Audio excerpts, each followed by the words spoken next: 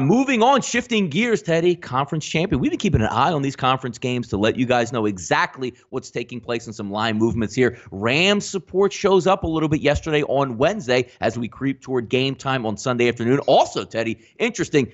You know, we put a lot of stock in weather, and I know a lot of gamblers do, and they should, because if it's going to be heavy rain, heavy winds, yes, it's going to affect your total or the play that you're wishing to get down on. But this is interesting because last week we keep talking about the same type of things. Maybe there's snow in the forecast in New England last week. Doesn't happen.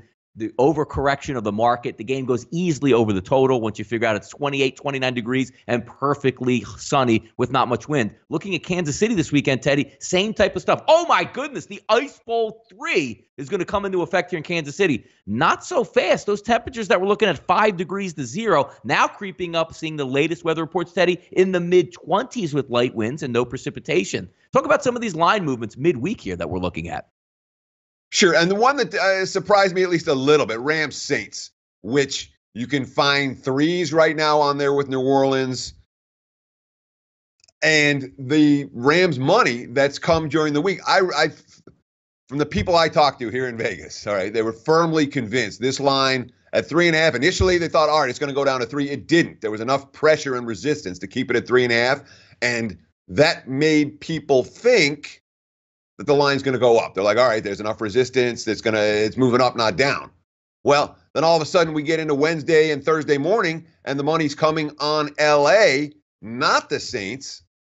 I still think it closes 3.5 in most places, maybe even 4. I still think it's going up, but frankly, we haven't seen the signs of that yet. In fact, we've seen the signs of that coming in the opposite direction. Now, you talk about the weather at Arrowhead.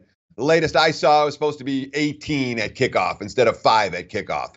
It's still not a balmy day by any stretch of the imagination, but the pressure on the total, there was a lot of under pressure on this total. And all leading indicator shops say this total's going back up 55.5, the current number. If you like the over, I'd bet it's sooner rather than later.